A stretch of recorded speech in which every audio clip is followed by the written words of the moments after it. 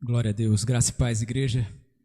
Boa noite para você que está em casa, online aí, assistindo o nosso trabalho. Eu vou estar lendo lá em Mateus, no capítulo 5, no verso 38.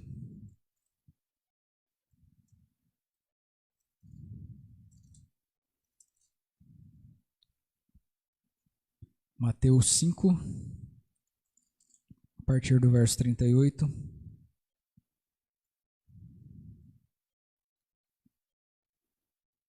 Fala assim, ó. Ouviste o que foi dito, olho por olho e dente por dente. Eu, porém, vos digo, que não resistais ao mal, mas, se qualquer te bater na face direita, oferece-lhe também a outra. E ao que quiser pleitear contigo e tirar-te a túnica, larga-lhe também a capa. E se qualquer te obrigar a caminhar 1 milha, vai com ele 2. Amém? Eu não sei se você já parou para pensar a respeito do que as pessoas elas esperam de você. Automaticamente, uma das coisas que nós conhecemos a respeito da relação é que existe uma coisa chamada causa e efeito. Todas as vezes que numa relação entre duas pessoas, alguém executa uma ação, ela espera receber uma reação em troca. E Jesus aqui no Sermão do Monte, ele traz uma nova visão, uma reforma a respeito da maneira como as pessoas enxergavam através da religião o que era ser um bom servo de Deus, digamos assim. E eles falavam assim, você tem que amar as pessoas que te amam, né? Você tem que amar a Deus, você não pode adulterar, você não pode matar, você não pode roubar. E Jesus chega e fala assim, é muito além disso, né? Não basta você não adulterar, o simples fato de você pensar, você já está pecando, né? Não basta você matar uma pessoa literalmente, mas o simples fato de você falar alguma palavra de morte, você já está desejando a morte daquela pessoa. E você já está pecando com isso. E aí Jesus ele chega na parte que acaba sendo a parte mais dolorida. Uma das passagens do Sermão do Monte, que é o capítulo 5 de Mateus, que é uma das partes mais conhecidas do livro. Só que por um outro lado, o verso 38, uma das passagens menos pregadas, menos faladas. Até porque, se você for analisar com uma visão superficial, você vai entender o evangelho de uma forma um tanto passiva. De uma forma como se Jesus ele estivesse pedindo para que você fosse uma pessoa que permite que as outras se aproveitem de você e que você fala assim, se aproveita de novo, né? Bate em mim de novo, você já me bateu mais uma vez, me bate de novo. Como se ele estivesse exigindo de nós uma passividade que não concorda com o Jesus que nós conhecemos. Um Jesus que era ativo, um Jesus que respeitava as autoridades da sua época. Um Jesus que não se deixava ser abatido pelos líderes religiosos da época, pelos políticos da época, e compareceu diante de todos eles, e por nenhum deles ele baixou a cabeça. Aí você chega e encontra esse mesmo Jesus falando que se alguém bater na sua face, você tem que dar outra face para essa pessoa. E é interessante você pensar, porque isso é meio que natural do ser humano. Existe uma reação que é proporcional àquela que você recebeu. Então, automaticamente, se eu sou ferido, naturalmente eu quero ferir quem me feriu. Existe um negócio chamado vingança. Isso é natural do ser humano. Ninguém ensina ninguém a ser vingativo. Se você bate numa criança, ela quer bater em você. Se você grita com uma criança, ela grita com você. Isso é um senso natural do ser humano. E quando Jesus, ele fala isso para os seus discípulos aqui no Sermão do Monte, ele está revogando uma nova natureza da nossa parte. Se você for lá em 1 Coríntios, no capítulo 15, você vai ver o Paulo falando a respeito do velho Adão, que ele foi feito alma vivente. E o que quer dizer ser uma alma vivente? Quer dizer que nós somos coordenados pelas nossas emoções. Quer dizer que nós vivemos não segundo aquilo que a gente quer fazer, mas segundo a maneira como nós somos incitados emocionalmente. A emoção é o lugar da onde brota as suas intenções, as suas expectativas, os seus planos, os seus sonhos, os seus sentimentos. Tudo vem das suas emoções. E onde elas estão, Júnior? Elas estão na sua alma. E pelo fato de nós sermos alma vivente, isso significa que nós somos seres emocionais. Significa que por mais que eu seja um bom pregador, por mais que eu tenha um conhecimento bíblico, na hora que a emoção me pegar, isso vai se transformar num sentimento, e esse sentimento vai obrigar o meu comportamento. Significa que quando alguém bater no meu rosto, por mais que eu conheça de Bíblia, a minha emoção vai mandar eu revidar. Sabe aquela história do eu sou crente, mas meu braço não é? Isso é automático do ser humano, revidar proporcionalmente àquilo que você recebeu. É isso que a pessoa espera de você quando ela faz algo. Quando uma pessoa, ela agride você, verbalmente que seja, ela espera que você vai agredir ela verbalmente também, porque isso é natural. Quando alguém agride você fisicamente, ele espera que você vai agredir ele fisicamente também. Isso é natural. E o que Jesus ele pede é que a partir de agora, a partir dessa nova natureza, a partir desse novo conhecimento, nós não sejamos mais como almas viventes, como o velho Adão. Ele demanda agora que nós sejamos como ele, como o novo Adão, um espírito vivificante. E qual que é a diferença dessa questão da alma vivente, do espírito vivificante? A alma vivente, ela vive para si. A alma vivente, ela quer se alimentar. Ela quer que as coisas sejam a favor dela. Ela quer que as coisas sejam propensas às suas necessidades. O espírito vivificante, ele não vive para si. O próprio nome já diz, ele é vivificante. A gente acabou de cantar aqui vários hinos. Desde o começo do culto a gente está falando a respeito do rio de Deus. Desde o começo do culto. E alguns dias atrás a gente trouxe uma pregação aqui a respeito do rio de Ezequiel. E aonde o rio ele toca, ele traz a vida. O espírito vivificante é esse espírito. A partir do momento em que nós se encontramos com Cristo, nós deixamos tudo aquilo que não interessa, que não traz nenhum benefício. Só que é necessário, conforme a gente falou lá na pregação de Ezequiel, que nós estejamos se enchendo do novo de Deus. Não adianta de nada, eu fazia e não faço mais. Mas e agora? O que habita dentro de mim? Eu fazia e não faço mais. Vim para a igreja, deixei de fazer aquilo que eu fazia de errado. Mas e agora? O que tem dentro de mim? Eu preciso ser ocupado por Deus. Eu preciso permitir que o Espírito de Deus, ele venha tomar conta, ele venha tomar posse de mim. Eu preciso que o rio de Deus, ele venha para dentro de mim. Quando Jesus ele se encontra com aquela mulher no poço de Jacó, aquela mulher, ela tinha um entendimento a respeito de que ela precisava de Deus, de que se adorava no monte ou se adorava no templo. Ela sabia que necessitava da adoração. A dúvida dela era um pouco boba, não tinha muito o interesse em si. E Jesus fala para ela assim, olha, o que você precisa no fim das contas não é saber se adora no templo ou se adora no monte. A questão em si é que você precisa ser preenchida, você precisa ser cheia. E se você beber da água que eu lhe der, olha só, se você beber da água que eu lhe der, ele está falando a respeito de um preenchimento. Só que esse preenchimento não é para ser uma alma vivente, porque ela já era uma alma vivente. Ela estava perguntando a respeito das necessidades dela. Ela queria saber como suprir as suas necessidades. Jesus fala, se você beber da água que eu lhe der, de dentro de você vai fluir um rio. Ou seja, agora já não é mais a respeito de suprir a pessoa, é a respeito de vivificar outras pessoas.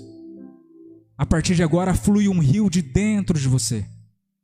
Lá em Ezequiel o rio fluía do templo de Deus. Só que agora nós estamos no Novo Testamento e nós somos o próprio templo. Então o rio ele flui de dentro de nós.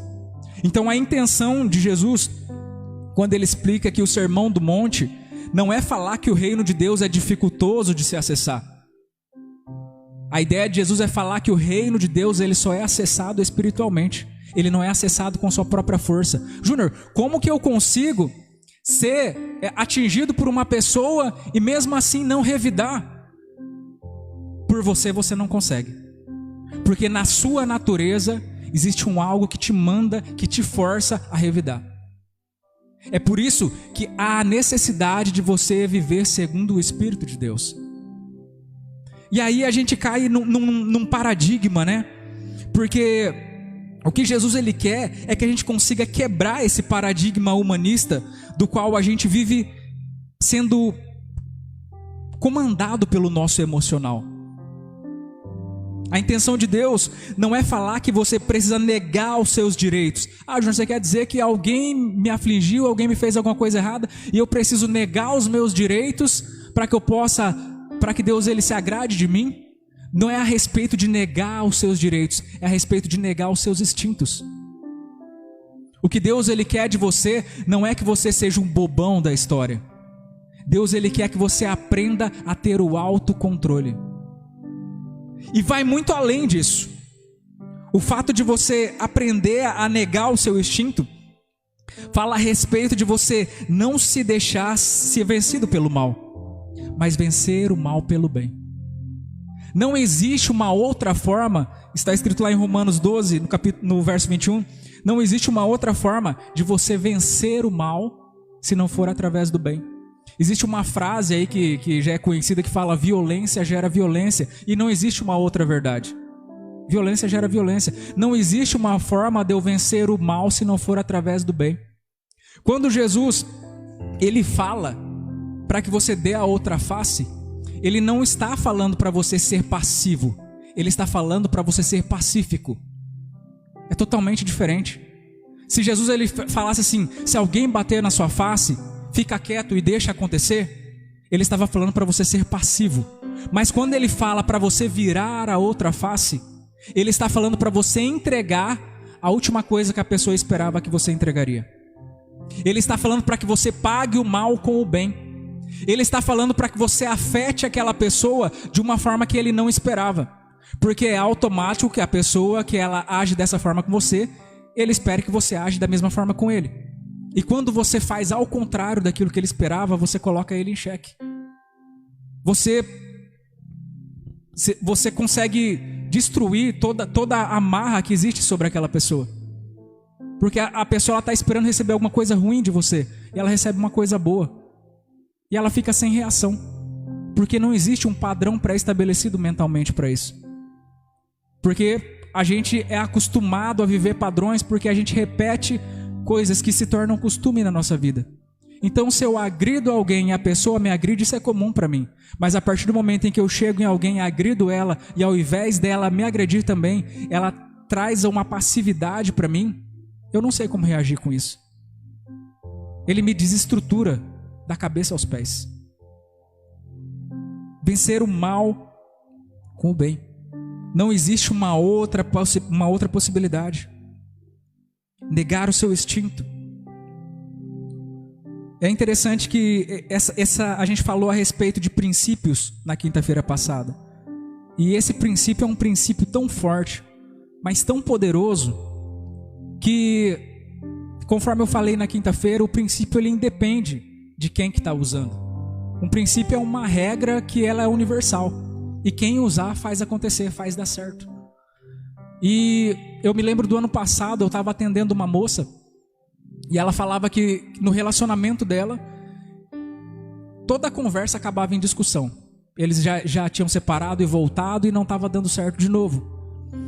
E a gente começou a estudar o caso, e a gente chegou no consenso de que o marido dela estava vivendo uma situação onde ele estava se sentindo sensibilizado pelo fato de que ele se sentia pouco homem, ele se sentia menos masculino, porque já fazia meses que ele estava desempregado, e essa mulher, ela que alimentava a casa, ela que mantinha a casa, ela que trabalhava, e ele, com o pouco que ele conseguia fazer os bicos, a renda era muito pouca que ele conseguia. Então ele se sentia pouco homem diante dela. E aquilo fazia com que ele ficasse sensibilizado e não sabia como lidar com aquela situação. E eles já mantinham essa dinâmica, essa briga o tempo todo, toda a conversa acabava em briga. E eu falei para ela: você vai fazer o seguinte, da próxima vez que vocês forem começar uma discussão, ao invés de você fazer aquilo que ele espera, que é retribuir a discussão, você vai parar, prestar atenção no que ele está falando. Se preciso for, você vai demonstrar que você está entendendo. E se preciso for, você vai falar alguma coisa, mas se não for preciso, não fala nada. mas esteja presente. Não vira as costas, não finge que não está se importando. Demonstre que você está se importando com o que ele está falando. E ela falou que fez, conforme a gente tinha combinado. E foi interessante que depois ela me mandou um áudio. E ela falou assim, cara, você não vai acreditar.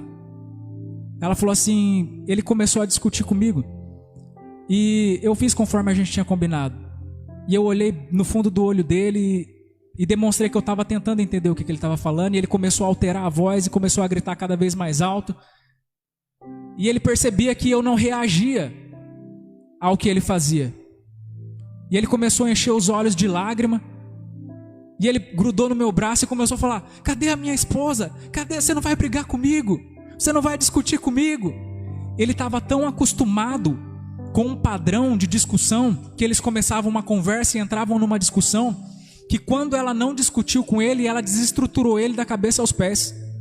E aquele homem ferido por dentro, que não sabia como expressar a sua dor, começou a aparecer. O choro é a expressão mais infantil que nós temos na nossa vida. Toda vez que nós se deparamos com uma situação na qual a gente se acha impotente, a gente não sabe para onde correr, a gente volta na nossa situação mais infantil. Ninguém ensina uma criança a chorar. Ela já nasce sabendo chorar. Porque ela se encontra diante de situações na qual ela não sabe como lidar. Então ela simplesmente expressa chorando. E da mesma forma, nós como somos adultos, nós fazemos.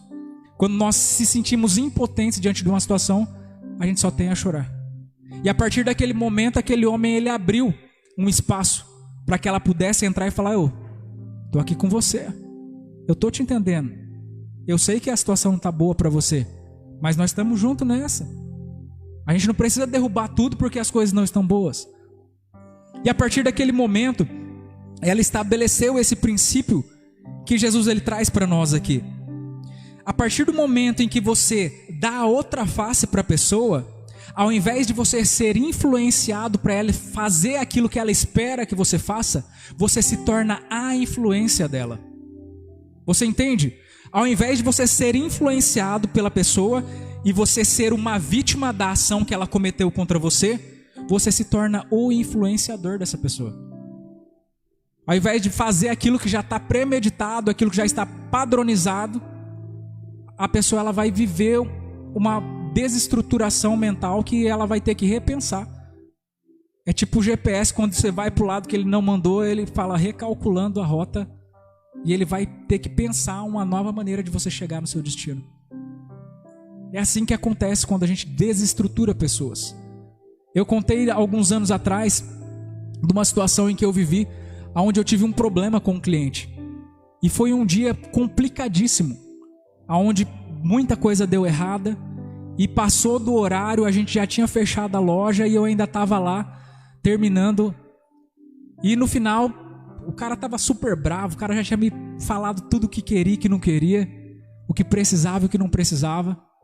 E ele estava muito fera. E ele tinha todos os motivos, ele tinha perdido uma viagem, tinha perdido o horário, e as coisas estavam dando tudo errado. E chegou no fim, né, eu imagino que ele estava achando que eu ia querer descontar alguma coisa nele, né? Até porque ele viu que não era culpa minha o que estava acontecendo, mas mesmo assim ele tinha que se expressar com alguém e eu era a única pessoa que estava ali. E eu já estava, nesse momento eu já estava na frente da casa dele. A gente já estava de noite, já estava chovendo e a gente na frente da casa dele. E eu entreguei, a gente conseguiu concluir o combinado e eu entreguei para ele. E eu chamei ele de canto e pedi desculpa para ele. Sabe, 2 homens adultos barbados, no meio de uma chuva, já era umas 7 e pouco da noite. E aquilo foi a última coisa que aquele homem esperava ouvir naquela noite. Depois de um dia estressante, de um dia onde ele ficou muito nervoso naquele dia. Só que quando eu pedi desculpa para ele, por mais que não fosse culpa minha, mas eu entendia o lado dele, ele se desestruturou de uma tal forma que se eu tivesse um copo, eu pegava ele como se ele fosse água. E ele bateu nas minhas costas e ele também começou a pedir desculpa para mim. Não, desculpa, eu sei que não foi culpa sua e tal. E começou a tentar remendar tudo que ele fez durante o dia inteiro. E é interessante que esse princípio, Salomão já falava a respeito disso. Ele falava que a palavra branda, ela aplaca a fúria.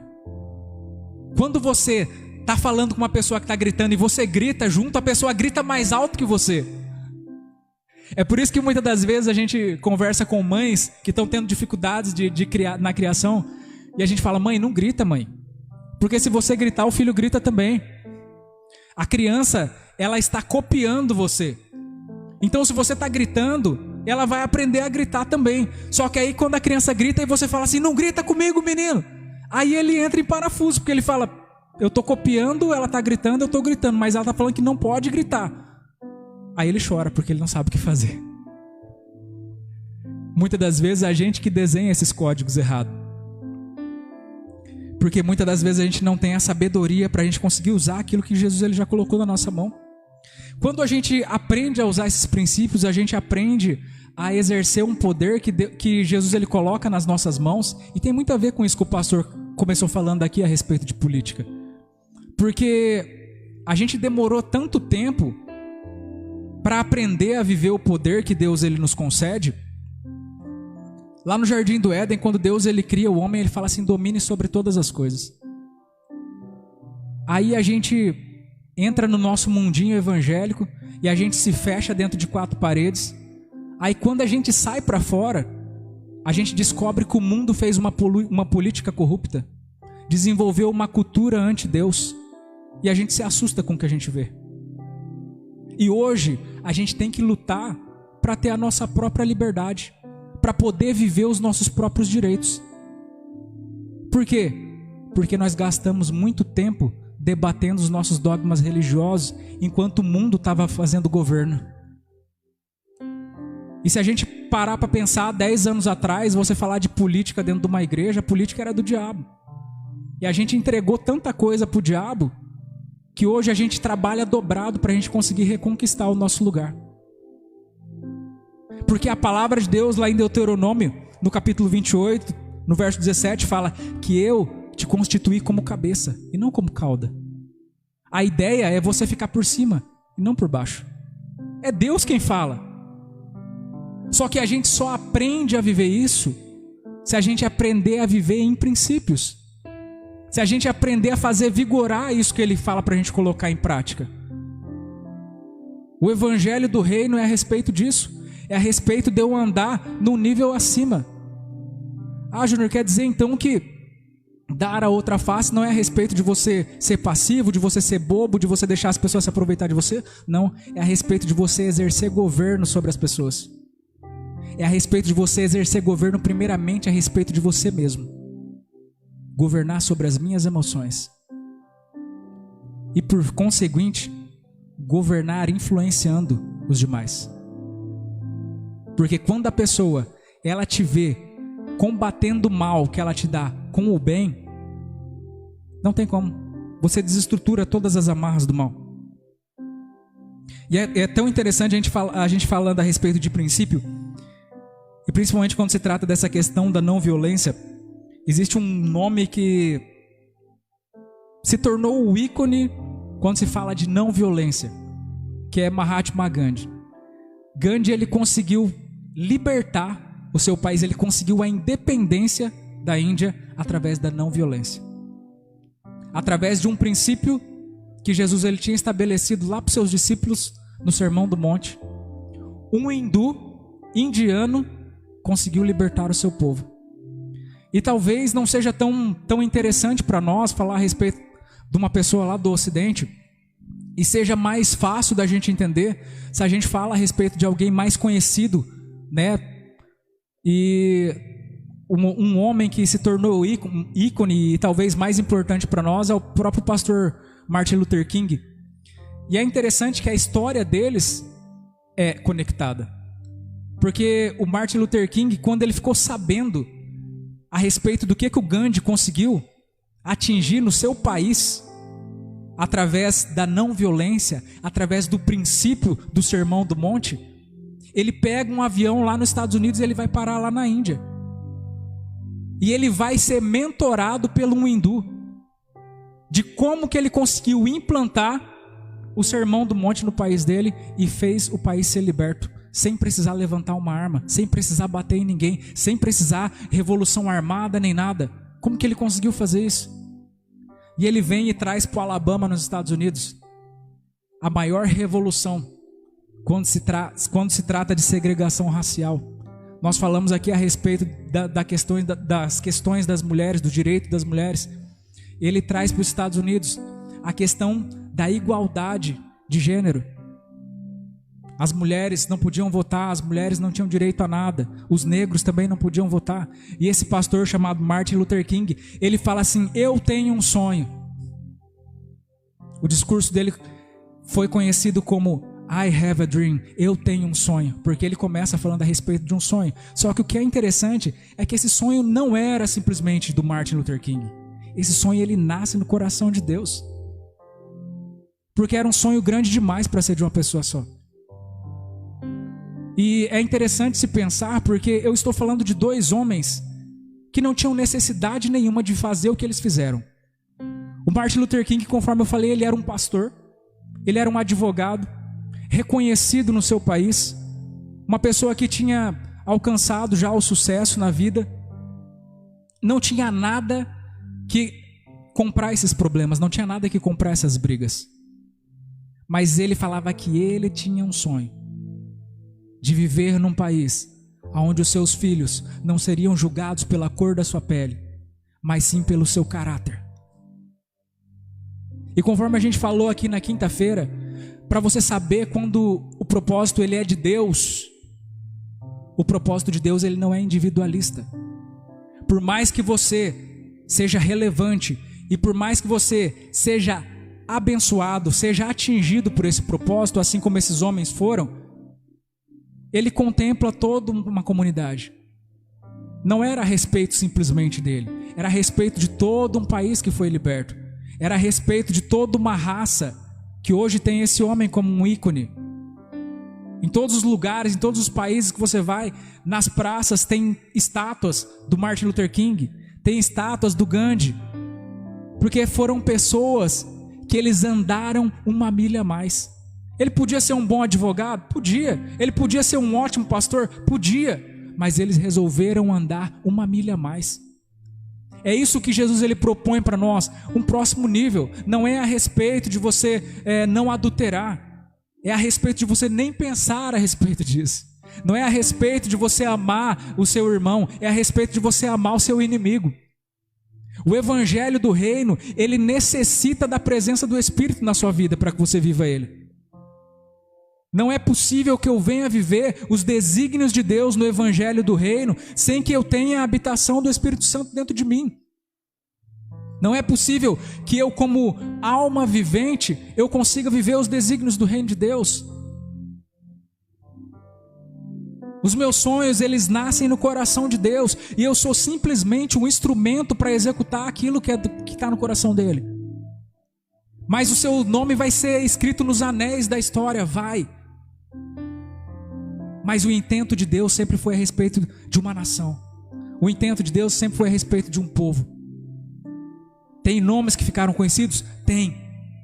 Mas nunca foi a respeito desse nome. Nunca foi a respeito dessa pessoa. Sempre foi a respeito de um povo em si. E tem uma fala do Martin Luther King que casa muito com esse princípio que nós estamos pregando hoje aqui. Ele fala assim: o que me preocupa não é o grito dos maus, é o silêncio dos bons. A questão não é o que a pessoa está fazendo contra você, é o como você está respondendo àquilo que você está recebendo. E a gente cai aqui mais uma vez numa outra pregação que eu falei a respeito do relacionamento de Paulo com Sêneca, que é um dos grandes nomes da filosofia. E o Sêneca ele fala isso: o que importa não é o que acontece com você, o que importa é o como você reage àquilo que te aconteceu.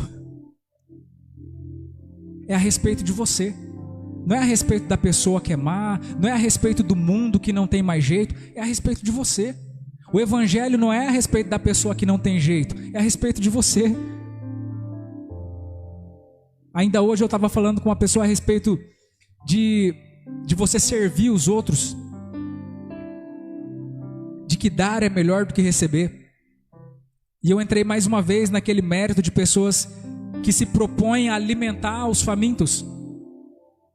E aí alguém chega e fala assim, mas grandes coisas que você está fazendo, você está alimentando o mendigo hoje aqui, amanhã você não vai estar aqui, ele vai passar fome do mesmo jeito. Um prato de comida não vai resolver a vida dele. Aí a gente fala assim, isso pode não mudar a vida dele, mas muda a minha. Isso está transformando a mim. O evangelho é para transformar a mim. Eu não tenho poder sobre a outra pessoa. Eu não tenho controle sobre a maneira como as outras pessoas agem. Eu tenho controle simplesmente a respeito de como eu vou agir. É a respeito disso que é o Sermão do Monte. Eu gostaria que você ficasse de pé.